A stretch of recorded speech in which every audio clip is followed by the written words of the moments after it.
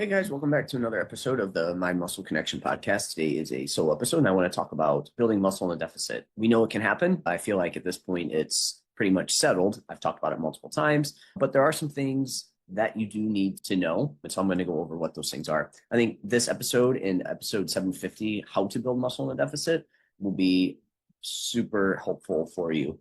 So definitely pair that after listening to this, because this will be like the, hey, here's what you need to know. And then how do you actually do that even more? So I think that one will be super helpful for you there. But with that out of the way, if you are interested in learning more about a body recomp, you want to know the ins and outs, I have my body recomp blueprint workshop that is available for replay, completely free. So again, I dive into the ins and outs, like everything you need to know about it, as in your training, the inputs, what's most important, what impacts muscle growth, literally anything and everything around body recomp. If you want to learn more about that, click the link in the show notes and grab your replay. And again, it's completely free. So with that out of the way, let's dive into today's topic. So like I said, we're going to talk about we know that you can build muscle in deficit. I feel like it is settled at this point. I feel like this topic is getting more and more popular. I've been talking about body recomp for years, and I feel like probably in the last 6 to 12 months, it's really picked up. I feel like more and more people are understanding that, hey, you don't necessarily need this massive surplus to build muscle, and you can even do it in a deficit. So I do feel like that's settled. But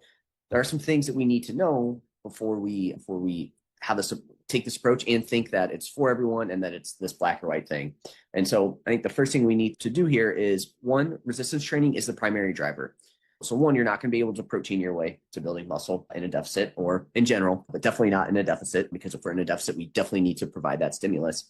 And you can't really half-ass your training and expect muscle growth. You can't just go in and just do whatever. Like, you do need to be specific, and that stimulus needs to be in line, needs to be specific to hypertrophy. So like I said, the stimulus has to be there, and like random circuits and fat loss training aren't going to cut it either. Okay. So this isn't just, hey, you just pick up weights and you just lift and you're going to build muscle. Now, if you're someone who's never touched a weight before, you can probably get away with that for a short period of time, but eventually your training has to be specific to building muscle. And unfortunately, just lifting weights is not specific enough. Again, it's a good starting point. We do want to do it, but as you get a bit more advanced, like, you do need to make sure that you're training in a way that's going to send that signal to build muscle. And like I said, these sort of like random circuits, fat loss type, I say that in quotation, type workouts.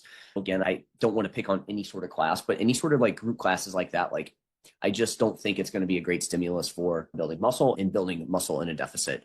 Is there a time and place for those? Absolutely. But it shouldn't be if it's the only thing you do, I think you're leaving results on the table, especially from a muscle building standpoint. And again, maybe that's not the goal for everyone, but if you do want to change your body composition and you've been doing those and it hasn't been happening, I think you need to look no further than that. And like I said, this doesn't have to be all or nothing thing where you don't do any. It could be set up where, hey, 3 days out of the week, you get on a progressive overload type training, hypertrophy style stimulus, and then the rest of the time, maybe do 1 to 2 classes, right? So again, I don't think it needs to be all or nothing, but if the class is the only thing you do, I do think you're leaving results on the table from a body composition perspective. And in fact, the better your programming is and in execution, the more likely you are to gain muscle while dieting. So this is one of the reasons that many of my clients successfully recomp despite having already solid physiques. And then even if they don't, or they don't have a lot of muscle, that definitely speeds up that process for sure, right? Because the programming is, I feel like my programming is very hypertrophy oriented. And so I feel like I've learned a ton around that topic, and I feel very good about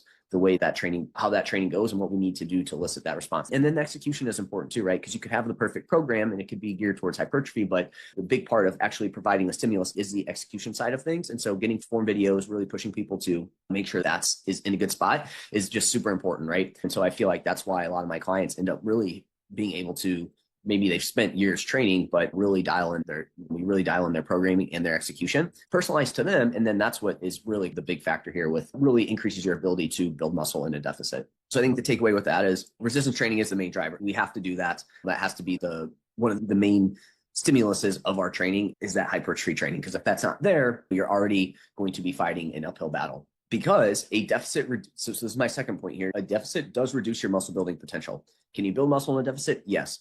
Will it maximize muscle growth? No. So we're already coming at because a calorie deficit is going to create a less favorable environment for muscle growth than eating at maintenance or a surplus. So now if we layer on, our resistance training is not in check. You're already now stacking an environment that's not going to be great for muscle growth on top of a not great stimulus from your training, right? So if we are just doing fat loss style workouts, a bunch of cardio, we're not managing that intensity, we're not matching our nutrition to that output, you're going to make this process even tougher. And again, it's already going to be impacted, right? So no matter what, anytime you're in deficit, like that is going to reduce your muscle building potential to some extent. Now, again, depending on where you're at in terms of, and we'll talk about what those other things are, you may be able to build more muscle than somebody else. And obviously, training, nutrition, and recovery will definitely impact that. And you can absolutely build muscle in a deficit if those things are in check. But it's just not to the same extent if you were just eating at, say, maintenance calories or slightly higher than that. But in saying this, not everyone needs or wants to maximize muscle growth all the time anyways. I don't think that we need to necessarily worry about that because really, to me, at the end of the day, if you can stay consistent with your training, like that's going to be the ultimate driver of muscle growth anyways, is staying consistent. So I don't think we need to necessarily really worry about maximizing muscle growth in the short term and at any one time. Now, in saying that, we do still want to make sure that we're applying that stimulus, especially the more often we are in a trying to fat loss diet, right? Because some people do just want to spend a little bit more time in the deficit. They like it. Again, I would get out of it at some point in time, but some people do like to spend a little bit more time there. And if we're spending a good amount of time there, we need to make sure we are putting ourselves in a position to add muscle in that process. So, but we also don't necessarily need to maximize muscle growth. Now, saying that, I do think we need to get out of a deficit at some point and put your body in a better position to be able to build muscle, regardless of if you want to maximize muscle or you don't necessarily have a ton of muscle. I still think we need to make sure we spend some time outside of a deficit for other physiological reasons. So the takeaway with this one is, okay, or let's just sum up the first two. You need a resistance train. If you don't, or again, the stimulus isn't where it needs to be, you're like, that's the main driver of body recomp. And then a deficit is going to reduce your muscle building potential and just not put you in as good in environments compared to fueling enough. Now, saying that, where that falls depends on how hard what your training looks like and many other factors that we're going to go over here, but it will impact it compared to a maintenance or a small surplus. Next point here is the size of the deficit matters. The larger the deficit, the more muscle growth is impaired. So it's not only just, hey, you're in a deficit. It's also, okay, what is the size of the deficit? Because that's super important, right? So a small deficit, let's just say 150 calories. I don't like to get caught up in specifics. I'm looking at obviously estimated calories, what the estimated deficit is, right? How low is that from all these things? But then also taking feedback. How do you feel? And then also, what is your body weight doing? We can assume that the less muscle you have and we're weight training and the smaller your body mass is already and you're seeing your scale weight can trend down consistently week over week, we can assume you're in, and maybe it's not necessarily massive decrease, we can assume you're in a pretty decent sized deficit at that point there. If your BMI is a bit higher and it's a slower trend down in weight, we can assume you're in a little bit of a small deficit, right? If your low body mass and your weight staying around the same and you have high muscle building potential, we can assume that you're probably in a very small deficit at that point, right? And you could even argue that if somebody is at really low levels of muscle mass and maybe pretty low BMI and their weight trends up, you could still assume that they may be in some sort of very small deficit. And somebody may be like, well, that doesn't make any sense. But again, their ability to build muscle is just so high. And so maybe they gain 6 pounds of muscle and they lose 1 pound of fat. To me, it's like you're still in a very small deficit to lose that body fat there. Now, again, it would just be so small that you wouldn't even notice. But so just keep that in mind, right? Obviously, these are all just examples. Very rarely can you measure this precisely in person or in real life. But I just want to give an example here of a deficit. A small deficit it's hard to detect and there's some noise. And so deciphering it can be very challenging if you're not really knowing what to look for with that, right? So that's what a small deficit would look like. It's like, we do want to take your scale weight. There's not going to be any magical way to figure out, like, unless you have access to some sort of research level devices, you're not really truly going to know if you're in a 150 calorie deficit. But those are examples of what a small deficit could potentially look like. And then that's going to provide a much better environment for building muscle than a large deficit. So this is a 500 calorie a day for an example, right? And that's where in most situations, you're going to see scale weight trend down across the board. And for some people, it could be a fairly fast weight loss week over week, average weight week over week there, right? So that would be a larger deficit, right? Like there's your energy intake compared to how much you're expending is a lot more, right? And so the trade-off of that is that fat loss occurs more slowly the smaller the deficit is, but it's a better environment for muscle growth. And then as the deficit becomes larger, and especially as you get leaner, the goal will shift from building muscle towards maintaining it while losing fat. And in some situations, it's minimizing muscle loss as much as possible. And some very extreme, like aggressive deficits with good amount of muscle and low body fat levels. So again, that's a trade-off, right? It's like, you can build muscle in a deficit, but it's impacted the larger the deficit is, your muscle growth potential is going to continue to go down. And again, that's also dependent on what your resistance training looks like, right? What your recovery looks like. If those are off, that's going to be impacted even more. And like I was saying, eventually it gets to the point to where you're just trying to offset muscle loss. But ideally, we're never going to get to that situation, right? It's always going to be, hey, we're just going to try and at least maintain what we have. Or again, it could just be like a very indetectable amount of muscle growth, right? For some people, depending on where you're at, right?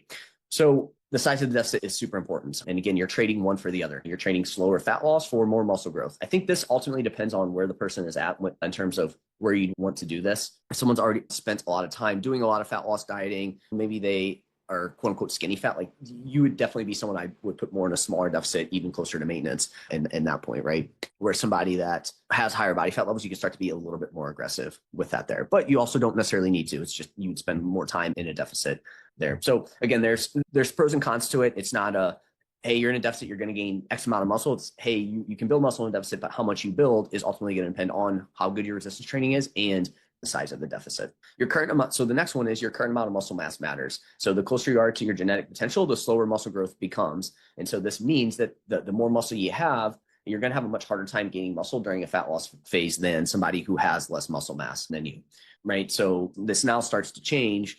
Yes, we know that the smaller the deficit is, you're in a better ability to build muscle. But if you're more advanced, you have more muscle, this is going to be a bit slower in that process, right? And so for advanced lifters trying to lose a meaningful amount of body fat in a reasonable time frame, maintaining muscle or again gaining very small amounts becomes the more realistic expectation at some point when you're in a deficit, right? We can't really expect to build that much muscle there because it's like, all right, if I want to not spend the next 12 weeks in a small deficit, and I would like to spend it, or again, I don't want to spend the next 24 weeks in a small deficit. So then that way I can make muscle building a little bit better. It's like, hey, maybe you need to just cut that. You'd rather do it in 12 weeks. Now the deficit's going to be a little bit larger. If you want to lose a good amount of body fat, then at that point, it's like your muscle growth is going to be slow now, or you're just basically going to be maintaining at that point. And again, that's where the typical fat loss building phases comes in there. But in saying that, I would question, all right, if you're always needing to do a aggressive, like if, again, to me, the times that you would need to do that would be if you're trying to get super, super shredded. If you're trying to get to a bodybuilding show, you're going to have to be in a deficit for a pretty decent amount of time to get that lean.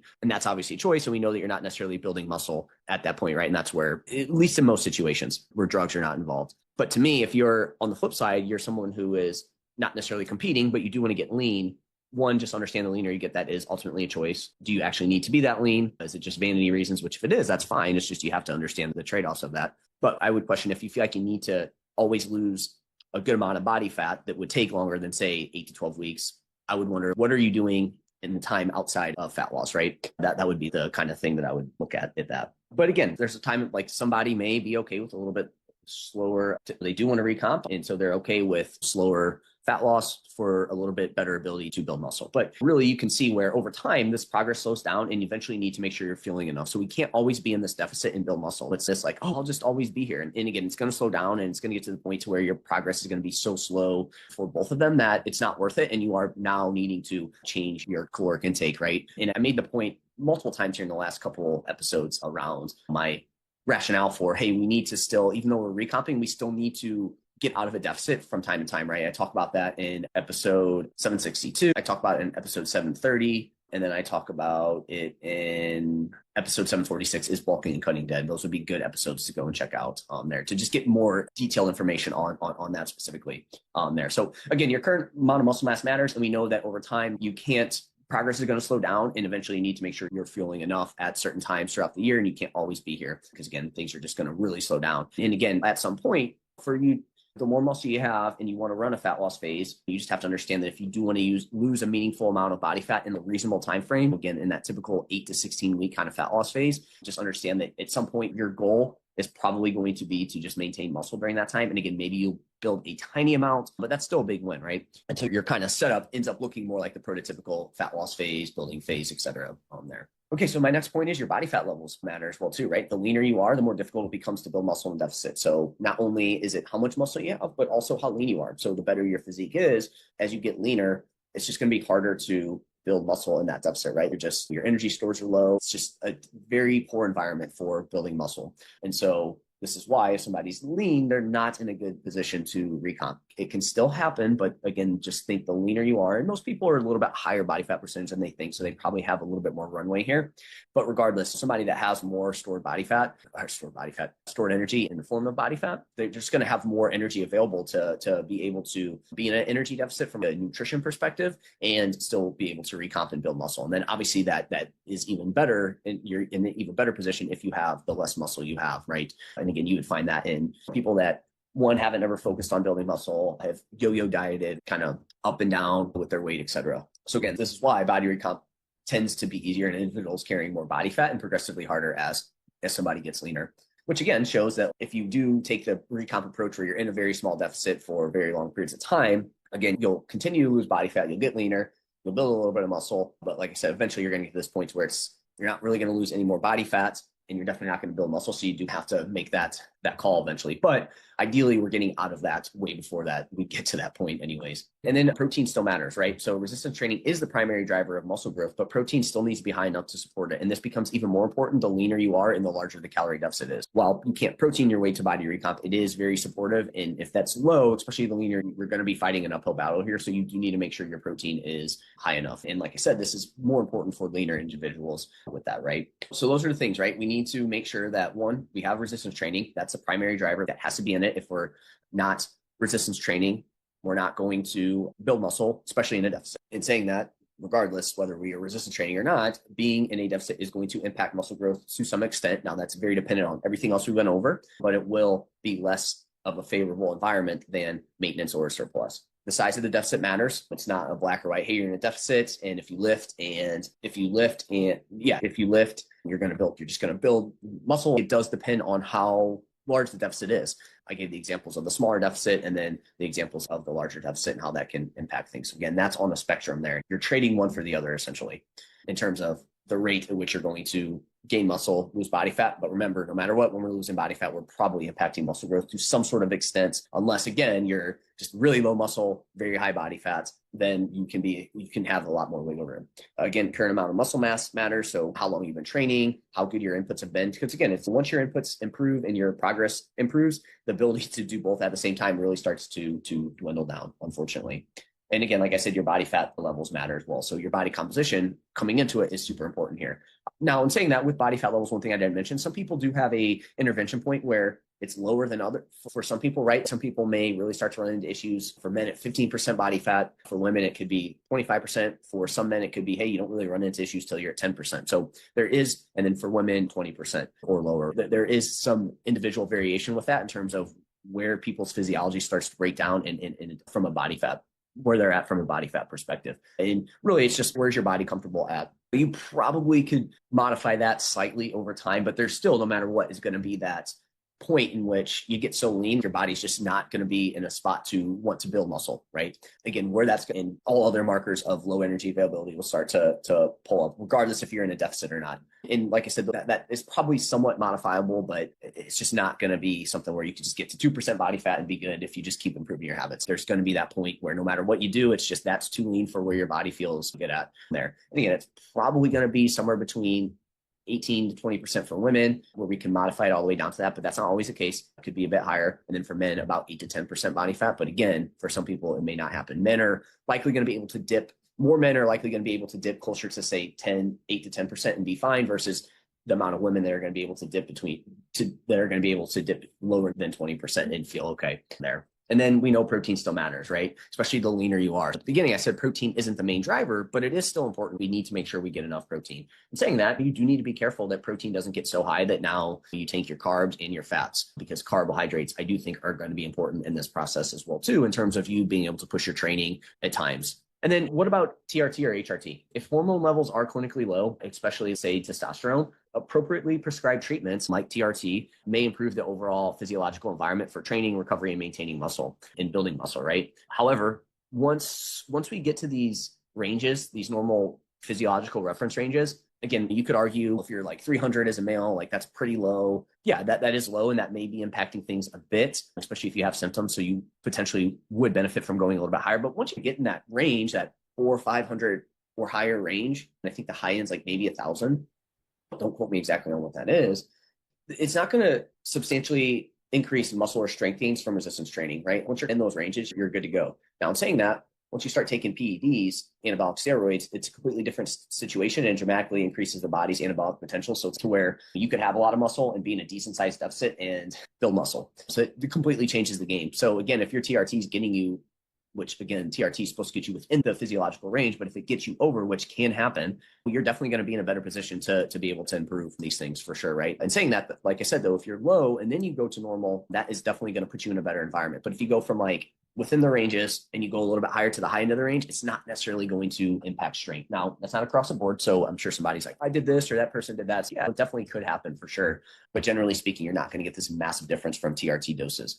Now, I'm saying that HRT, same thing, right? So if you do estrogen, same thing, right? It's not necessarily going to dramatically allow you to build a lot more muscle. It's going to put you in a more favorable environment to be able to do that, especially if it's very low, I think it's menopause range there with that. Yeah, those are things you need to know about building muscle in deficit. Again, it can happen, but there are some things that we need to understand that can potentially impact it there. So hope you guys found this helpful. If you did, if you could leave a rating and review. And if you have any questions, just give me a follow on Instagram, Jeff, HOEHN _ and shoot me a message and let me know how you liked it if you had any questions, and I'll chat with you guys next time.